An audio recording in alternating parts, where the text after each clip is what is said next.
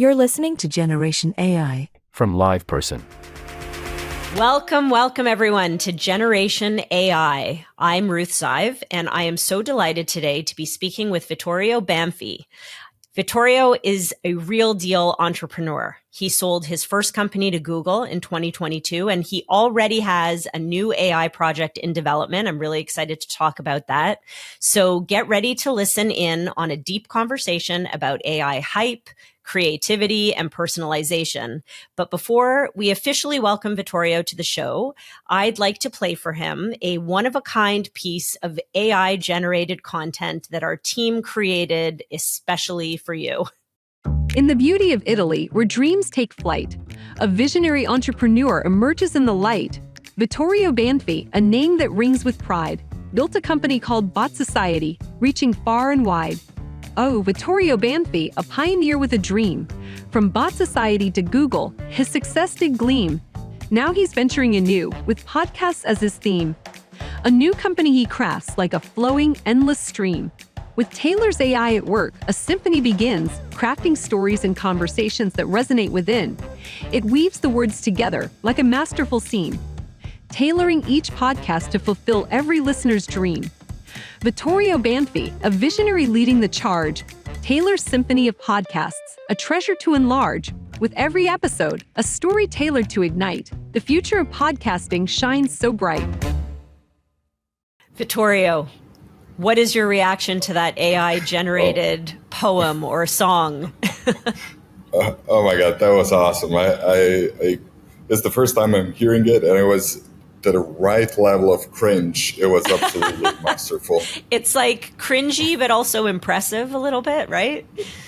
It's of course it's about me, so bonus points about that for sure. And it's super interesting how the AI can weave the words together like that. It's super fun. Agreed. Well, welcome to the show. I'm so excited to have you here. Thank you so much for doing this. Let's start out. Tell us a little bit about you, maybe something personal, a little bit of background professionally, and then specifically share with us, how did AI come into your life? What is your first memory of it? That's awesome. So Vittorio grew up in Rome, Italy, and at the end of 2017, I was obsessed with this idea of working on the intersection of creativity and artificial intelligence, and in particular, conversational interfaces. So we started to kind of look at that, and we came up with Bot Society, which was like Photoshop for AI. And so we worked a lot on that, and we ended up building something like Photoshop, but for a conversation where you come up with the back and forth instead of the buttons. So you don't have questions, you don't have buttons, but you have questions, for example. And then I was at Google for a little bit, and now I'm working on a new idea. It's again at the intersection of creativity and AI. But if I have to think about the first time I encountered AI, that's way before this. And so tell us about that. Well, when did it first enter into your brain?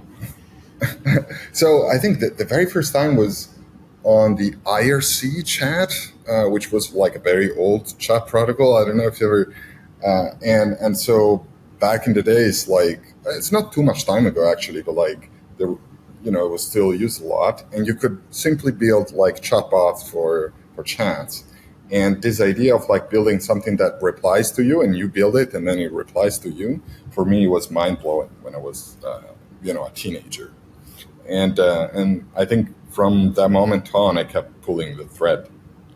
Interesting. Well, I'm old enough that I remember the world even before the internet. So my earliest memories of artificial intelligence are very different, fantasies of like robots ruling the world. That's sort of my earliest frame of reference. So sounds like, your coming of age was very much in an era where this was already possible in some ways. Like the earliest signs of AI emerging into the world were starting to become real, which must have been a very exciting thing for you. I can still hear your enthusiasm and passion. I'm wondering though, given, the big bang sort of that we've experienced recently or this last November around ChatGPT, it feels like it's been an explosion. In fact, I read recently that there are over 100 new AI companies appearing on the market every single week. Like it's pretty crazy. I wonder, of course, how many of these are actually AI companies, and wondering from your perspective, what's real and what's hype around all of this, this watershed of interest and activity.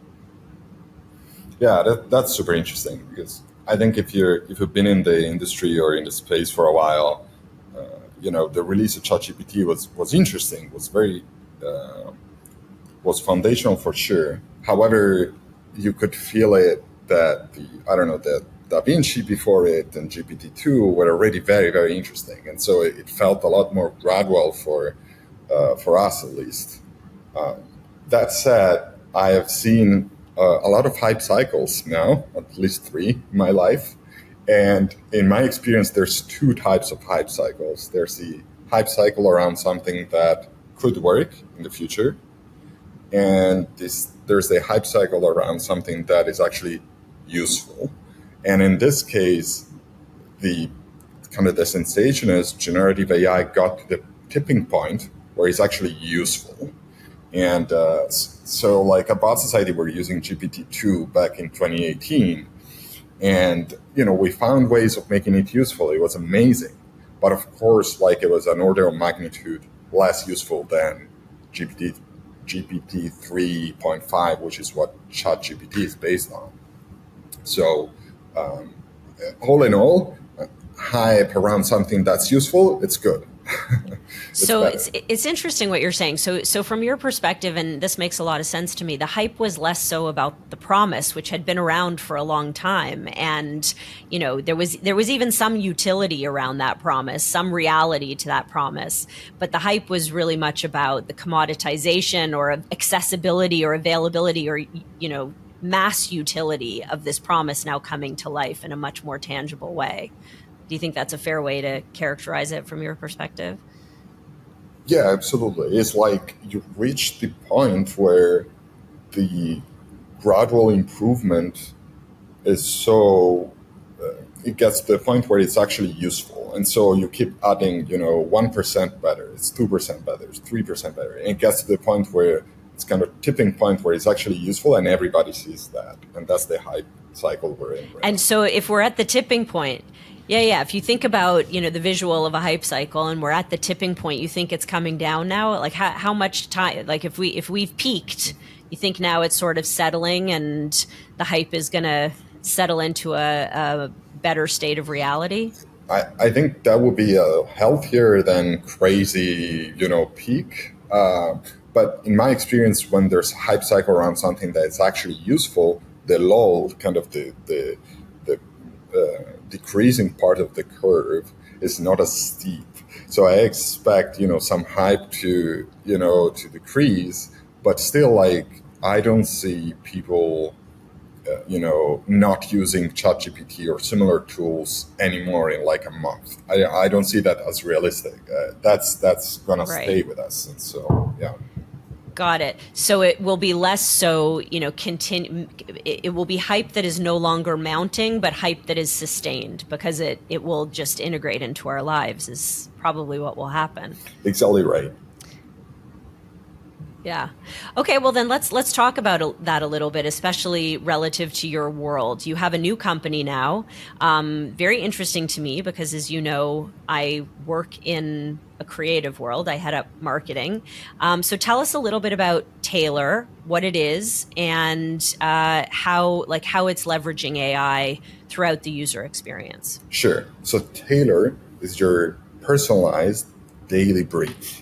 So our AI creates a podcast or a newsletter for you, just for you. Just say, oh, I'm interested in this, this, and that. I follow this YouTube channel, this podcast, and like every day creates a curated, summarized brief for you. And then you can dive in. But it's basically your content wizard. That's very cool. So it's aggregating content from all sources, from like how does it work? Maybe double click on that a little bit, and how would my tailored experience come to life? Oh yeah, sure. So you would open Tailor and you can select a synthetic host, which is one of our artificial intelligence hosts, and you can say, I'm interested in, say, marketing, say UX, and I don't know, like local news in New York, for example. And our synthetic host finds, relevant publications, YouTube channels, Twitter accounts. You can add your own, and then, every day you have, the most important things of the day. And you can dive in. You can go and check out the exact piece of content, the article from the New York Times, or that specific tweet or YouTube video. But you have like this 5 minutes, 10 minutes, you name it. You have this summary every day, and that helps you a lot in navigating the sea of content that we have to face every day. Absolutely. We're inundated with content. So I love this idea that you have your own personalized guide surfacing the content that's most meaningful to you. Is Tailor constantly learning based on how I engage with that content? Is that one of the sort of elements of the AI? I think about, I'm embarrassed to admit that I fall into those TikTok rabbit holes, and I'm always so shocked at how curated my TikTok feed is, obviously based on how I'm engaging with that content. So is Tailor doing that across all content sources just for me? Exactly right. Is checking out like what you're listening to or reading, because you can skip like chapters in the podcast, or you can skip the newsletter if you want. And so we're using that to learn, but also it's learning from just you telling the host, hey, just make it 2 minutes shorter today because my commute is shorter, or something like that. Like you can also do that. Very cool. Very cool. So I mentioned TikTok, which arouses in people strong feelings, because I think that, folks recognize the opportunity around AI for sure. You get a much more personalized experience. You get easier access to the things that matter most for you. But then there's threat on the other side of that opportunity, and risk. How much of myself am I giving away to these applications that are learning about my personal preferences, my personal information? What's your perspective on that? How do you think about the threats versus the opportunities? Well, that's a great question. I think on TikTok, there's a lot of questions around where is this data going exactly, and how is it being used other than serving you videos. I think there's always this kind of balance between the trust that you have in the company that is producing the products that you're using, and the fact that with these infinite opportunities of spending your time, infinite amount of content out there, infinite amount of videos, infinite amount of whatever, you need a guide. Otherwise, the paralysis is going to just block you, and you will end up not spending your time properly. What I'm not excited about when I look at TikTok is not geared towards making good use of your time, right? That's not the objective of the app. And so what we're trying to do at Tailor is saying, okay, we're going to take that part of their book, which is like studying how you engage with content and using it to curate stuff. But the objective is making good use of your time.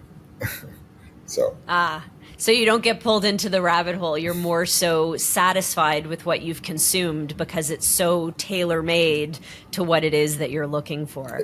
You mentioned the word trust, which I think is very much at the center of this AI fascination. How do you at Tailor inspire that sense of trust in your users? I think I noticed on your website you have some guiding principles. How do you create those guardrails and really help your users to feel supported so that they should be trusting you and sharing with you, frankly, their preferences and personal points of view. Yeah. Well, that's super interesting. And we care a lot about safety in general. And so, for example, you mentioned our principles. We don't impersonate. So we don't, pretend to talk as if we were somebody else. We don't. We make sure that our synthetic hosts are reporting facts as they are reported by major publications. And to do that, we're using our own models that are not like the classic GPT. Not to dunk on GPT, it's a different job. And so that's and also we really really explain to our users, okay, those are the things that are happening. This is what the host is working on. This is where this particular piece of news or this particular Wikipedia entry was from, and you can always go back to where the information kind of originated and make your own judgment call. So the AI is not opaque. It's not like trying to separate you from reality. It's only trying to help you get where you need to go. And I'm sure we'll learn more. Like, we're very early, but those are the kind of guiding principles that we're trying to follow right now. Yeah, and good on you that you've preemptively asserted those principles and put them in place, and that you're holding your team and your product to those standards. I'm wondering, as a vendor in this space and somebody who spent some time at Google, what's your perspective on the role of government in mandating safety or security? Like, do you think that it's up to the vendor individually to establish those protocols and ensure a sense of safety? Do you have concern that other vendors out there may be operating with nefarious intention or are maybe just negligent? Like, what's the role of government, I guess, and policy in all of this from your perspective as a vendor? Oh, that's a super important question. One. Yeah. And it's super difficult because you have moving layers, right? You have the technology, which is still very much moving. And so imagine like trying to regulate the train when a new model of train that has completely different speed and needs a different, rail track is coming up every week. It would be kind of hard to come up with a global train regulation, right? And so you have that layer moving, and you also have the society reacting to it. And so when you come up with regulation, you need to understand that it's being released, quote unquote, on the population. And so the level of knowledge and understanding of the AI tools that people have plays a role in this, right? So I think in that kind of maybe counterintuitive idea, but I think ChatGPT kind of helped people realize what AI can do. And now the conversation about regulations is different than if we were only talking about kind of back-end systems that were only like used to do face recognition at airports and only the Secret Service had access to it, right? So you have that moving layer of society, which is also extremely important. Of course, like, I'm biased, like, I'm the CEO of a small company. Like, for me, regulations are potentially a threat because they can also be used by huge companies like Microsoft to kind of encroach their position and make sure there's no possibility for a small company to kind of punch above our weight and compete with them. So that is also risky, right? Because we don't want this. Absolutely. Yeah. So. And regulation can thwart innovation for that reason, right? So we don't want to hold back innovation, and it's a really interesting time. I think we're going to see a lot of stuff converge and unfold over the coming years. But I think you made a really excellent point, which is now the hearts and the minds of the masses have been open to the possibility of this technology. It's not behind a curtain anymore. We've all sort of seen what it could do and the value that it could add to our lives. And so the average person is now very much a part of the conversation, which I think, to your point, changes the nature of the conversation, so to speak. So, okay, so moving away a little bit from Tailor and your role as CEO, talk to me about what you see as, what is the greatest opportunity on the horizon relative to AI from your perspective, like the thing that you are most excited about? And then what is the thing that keeps you up at night that you're most concerned about? That's a great question. So, I've always been fascinated by how creative people will leverage this type of technologies. And it's similar to a new material. Like, let's say you're Michelangelo, you're a sculptor, like, oh, we give you a completely new type of marble. Like, Michelangelo would have been very excited about that, right? Or maybe not, but it would have been a new possibility of expression for sure. And so what I'm really excited about is, can we build AI systems that actually empower creative people?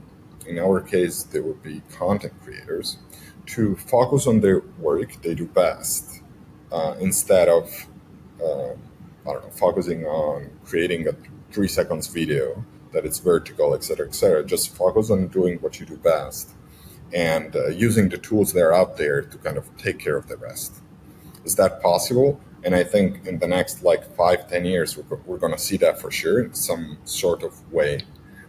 It's still unclear exactly how. So the way in which AI, because there's a lot of anxiety about AI challenging art or creativity, but what you're saying is that you see the opportunity for AI to boost creativity and help creatives to do even more in realms perhaps that they hadn't already considered. AI almost as a medium in some ways.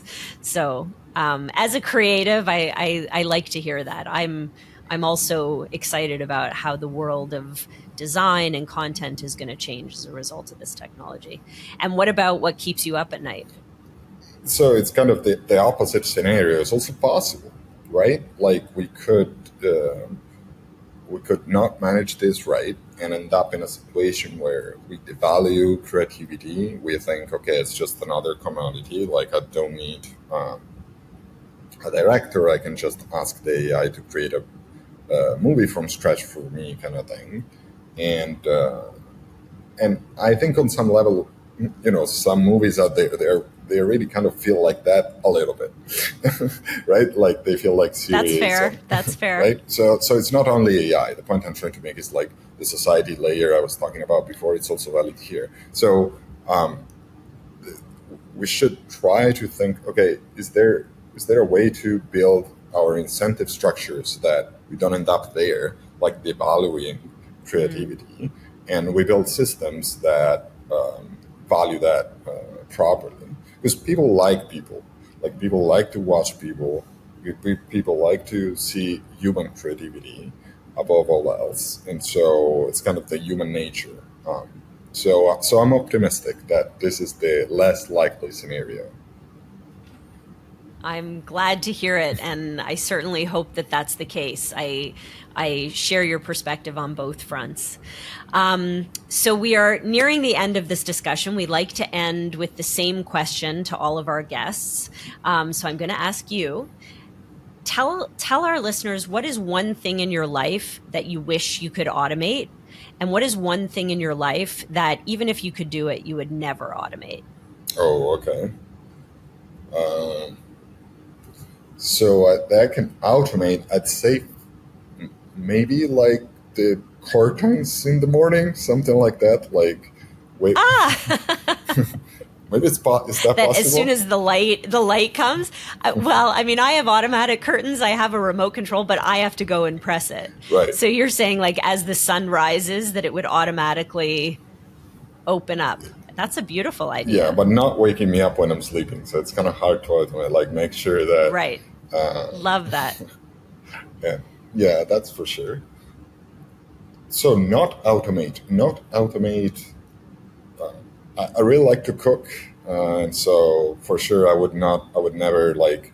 I'm sure we're gonna get to the point where you can have a box, kind of like in the sci-fi movies, that just comes up with any food you mention, but that would not be so exciting for me. I agree with that. As long as you can automate cleaning up the dishes. that part of it would preparing a meal would be okay. But yeah, I agree with you. There's something very, romantic and meaningful about preparing food, rolling up your sleeves and actually doing it. So I think I agree with that. So Vittorio, I want to thank you so much for your time today. I really loved this conversation, and I'm thrilled to now be connected to you. I want to try out Tailor myself. Tell all of our listeners where they can find you or where they can learn more about Tailor. Sure. They can go to usetailor.com and they can sign up for the beta. It's very easy to get started and it's free. Amazing. And listeners, please don't forget to subscribe to Generation AI wherever you get your podcasts, and tune in next time for some more discussion about the opportunities and potential pitfalls of artificial intelligence. Vittorio, thank you so much. It was great, and please send me the song you created for me with AI. That was super fun. Absolutely. We definitely will. You've been listening to Generation AI. Automating better business. A show from LivePerson. Never miss an episode by subscribing to the show in your favorite podcast player. Please give us a rating, leave a comment, and share the episodes you love. Until next time.